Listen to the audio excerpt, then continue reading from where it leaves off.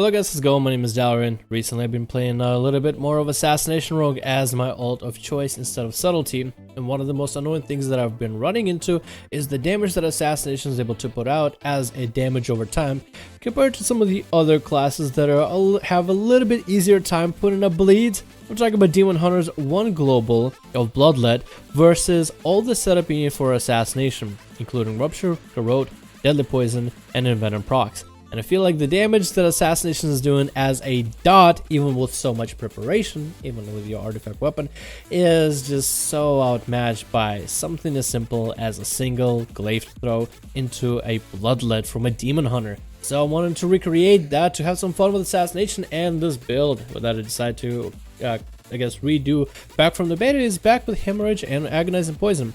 I remember at the very beginning of the expansion, rogues were able to basically be the Bleed Lords, the Poison Lords, the Everything Lords, and the Blizzard nerfed a lot of our damage. But I guess it's rightfully so because rogues were a little bit overtuned. But with this build currently, I feel like I'm playing Assassination Rogue all over again. The current meta for Assassination Rogue is pretty simple. It's all about poison damage, it's all about lining up stuns, it's all about lining up kidneys, and the current build that everybody else is running is the most efficient one in my opinion. In most cases. But in Battlegrounds, where all I want to do as Assassination Rogue is bleed up a bunch of targets and feel like a menace, putting pressure on more than one enemy, putting pressure on healers and DPS alike, I honestly feel it doesn't feel the fantasy aspect of an assassin in terms of that aspect. So I decided to go with Agonizing Poison, which is getting a buff in 7.1.5 as a proc, so you'll have a high chance for you to proc it while you're setting up your CC. I'm not a big fan of Hemorrhage still, but it does increase the bleed damage that you're able to put together. So having Hemorrhage available and Agonizing Poison available at both times allows you for a little bit extra cheeky damage. One of the things that I love, just absolutely loved about Legion Beta of Assassination is the fact that if you have all your cooldowns available, you can literally set every single living disease on an enemy, from all the bleeds to AIDS to syphilis, and then walk away and just watch the enemy die from a distance. That's one of the coolest things that I've ever seen with Assassination, and when I saw that in Legion once it came out at patch 7.0.3, that it wasn't really available and possible in the game without gimmicky abilities and dueling in the world, that was a little bit saddened by it. But then I decided to throw together this build because simply out of straight up rage and, well, more frustration than rage, I was just thinking that I had it, I want to play Assassination the way I thought it should be meant to play, I want to be able to put bleeds on more than one enemy, I want to be able to spread my pressure, I want to be able to get to the point where after all my setup, I am seeing the damage and I'm reaping the rewards. I'm literally just watching numbers pop up on my enemy. So I decided to put this build together. I gave it one try in Battlegrounds, and of course I'm having a pretty optimistic outlook on it so far. I'm not sure how effective it is in Battlegrounds in general. I think this isn't the most effective build in general for most PvP situations because it is kind of on stilts, and I'll explain in a little bit as to why. But this is definitely a fun build, and it feels like this is what Assassination is all about. Put a bunch of dots and diseases and poisons and debuffs on your enemy, bleed them up to a full extent, and when they are about half health, load it up with dots, then you feel like you are finally taking control, you have advantage, you have the wheel, and it's just such a cool and empowering feeling that it makes me feel like Assassination is back. And in a more fun way, maybe not in a more powerful way, maybe you are doing less damage in general, but it definitely feels a lot more fun, and I feel it plays up to the fantasy, which is enough for most people to be able to overlook all the nerves that rogues have gotten over the expansion.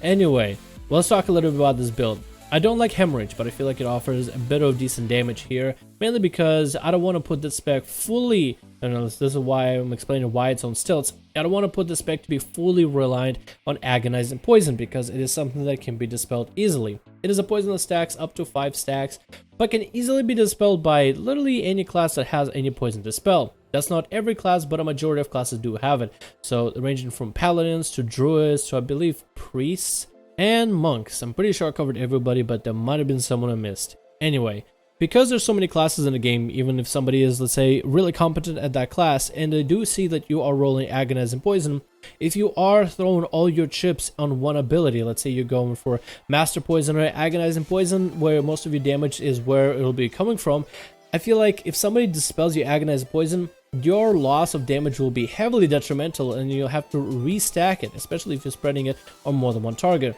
With Hemorrhage, you have an ability that has a low energy cost, generates 1 common point, sometimes 2 if it crits, so there's a slight chance for a little bit value, but you never really know if you are going to get that value, to be honest. And even if somebody does dispel you agonize and poison, you still have the guaranteed 25% bleed uptime on the enemy, so then you're not really losing all that much pressure. Yes, it means you need a little bit more in terms of a setup. That means you need to put up your agonize and poison, get it to a decent amount of stacks. You have to put up your hemo, you have to get your garrote up, you have to get your rupture up to 5 common points, and if you can, get your stun up available. And even after you have everything available with all your bleeds from garrote to rupture to internal bleeding, agonize and poison, hemo, if you are able to set up an envenom right afterwards, which of course I'm telling you, this is a lot of stuff to set up, and that's not even talking about your vendetta or your artifact weapon. If you have everything set up and then strip one of these things away, like let's say agonize and poison, your bleeds don't go away. If they strip, let's say, your bleeds, well, that's where majority of your damage comes from, and then they probably use an ability like bubble bop or ice block, which in that case you're forcing a cooldown, so I guess there's not really that much of an issue with that. Another advantage to having bleeds as a high up damage, it goes through most of the armor, so all the tanks, all the plates, all the melee, all the casters, it doesn't matter, bleeds will hit them eventually the same way. We don't really have that many people rolling dwarves, so we're not really gonna have that much of an issue as a rogue, let's say in a BG against other alliance. In order to be able to, put out more damage, we're not gonna have dwarves just simply taking off our bleeds just out of the middle of nowhere. So you have a little bit of damage here and there as a consistency. Of course, you always have your vendetta as an extra damage increase from poisons and gives you a lot of more energy. You have your artifact weapon, which of course gives you a lot more energy, a lot more damage in terms of poisons, plus it's a physical application, so it cannot be taken off. So you just basically have a lot of forms of various type of damage. So you really feel like you are actually snowballing on an enemy. And if you get your bag of tricks to proc as a poison proc on an enemy through Envenom, and if you can get your Envenom up so you're dealing more damage through your auto attacks empowered by Envenom, then you are really just loading all types of pressure on a single enemy. One of the advantages of this build is the fact that I feel like I can put bleeds on one target, and by the time I'm done setting up all bleeds, because I'm including a hemorrhage as part of the rotation, it takes a little bit longer for me to set everything up. It does mean that I have higher chances to get myself up a single stack, 2 stack, maybe even 3 stack of agonizing poison. So by the time I set up everything on an enemy from rupture to garrote, hemo, I have a couple stacks of agonizing poison, I throw a rupture on the target, I move on. So I left that target with some decent damage increases that they are taking. I move on to another target. I'm setting up with everything. I'm using mutilates, using hemo, I'm setting up rupture, I'm getting up maybe a kidney, maybe a small envenom in there just to hit them, just let a poison application apply. So now I have more than one target that's currently taking dot damage, which is very, very effective. And it's actually just feels good as an assassination rogue in terms of how much damage all of it is pulling together. That is the main aspect of it, is how much damage everything pulls together on a single target or more than one foe.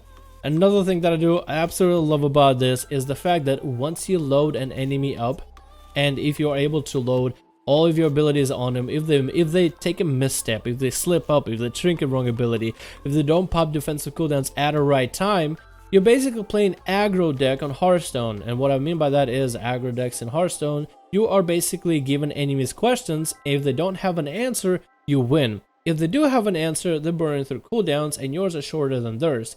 So you are somewhat at an advantage, in my opinion, as an assassination rogue. But one more important thing about this is actually a very fun build, because I felt like for the longest time assassination was not all about just let's put my dots up, let's put my rupture up. Okay, it'll take for like 26k a pop, even though there's so many other classes that have a stronger dot base. I'll put my artifact weapon, I'll combine my vendetta, I'll combine all these abilities together, and then hopefully enemy will go down. I didn't think that assassination rogue would be simply all about that. What I liked about assassination is the idea that, hey, your bleeds are not part of your mastery, but they're a viable option. So you can have abilities like hemorrhage, you can have really powerful garrotes with subterfuge in terms of your opener. You can have a lot of these cool abilities mixing and matching together, and you can mix and match abilities and choose your own play style. So it was literally a spec where you could choose how you play, and that was my favorite part about Assassination at the beginning of Legion Beta. But as the game eventually came out and we got some damage nerfs and tunings and whatever, everybody started playing the meta build, which is the build with Master Poisoner, which is the build with Subterfuge, Vigor, I'm pretty sure it's hallucinous and cheat death depending on the situation. Then now everybody's rolling alacrity because the exsanguinate is not quite as good anymore. I remember back on the beta, it used to be do this cool thing where you would load enemy up with all your bleeds. You would use exsanguinate, vanish to take advantage of Night Stalker, and because you are sitting in vanish, all your abilities are hitting for 50% more damage. And while exsanguinate is just letting everything tick, everything is ticking for 50% more. And then enemies can't even find you because you're sitting in vanish. Unless they are a paladin or a mage, there's literally nothing they can do unless they stop your opener. And if somebody in the beta had no idea what an Assassination Rogue could do with all your damage available, your artifact weapon, your vendetta, your stuns, your bleeds, exsanguinate, everything, and if the rogue vanishes, they actually deal more damage, it was like the best game of hide and seek, except if they never find you, then they're absolutely dead, and it's simply hilarious and a ton of fun. So I just wanted to show you guys this build that I've been running, and I've run it for just one BG, but I felt very good about it. This is something that I tried to do at the very beginning of Legion. I was like, this doesn't really work well. And then I tried to do this back in beta. On beta, I really wanted to make this work, but rogues were just dealing too much damage, and getting agonizing poison, getting hemorrhage was just not as much of a value because you could simply go with Master Poison or Deadly Poison and you would be doing just as good, if not better, because you didn't have any of the damage reductions that we did, that we got in Legion after release. So let me know what you guys think about this build. I'm currently having a lot of fun with it. Hope you guys enjoy yourselves. Hope you guys having a great day. I'm gonna go finish my world quests, especially the world PvP ones, and those are a ton of fun, especially when fighting bear druids. But otherwise, guys, I'll see you all in the next video.